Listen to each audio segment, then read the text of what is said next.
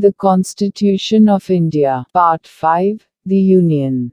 Chapter 2, Parliament. Procedure, generally. Article 122. Courts not to inquire into proceedings of Parliament.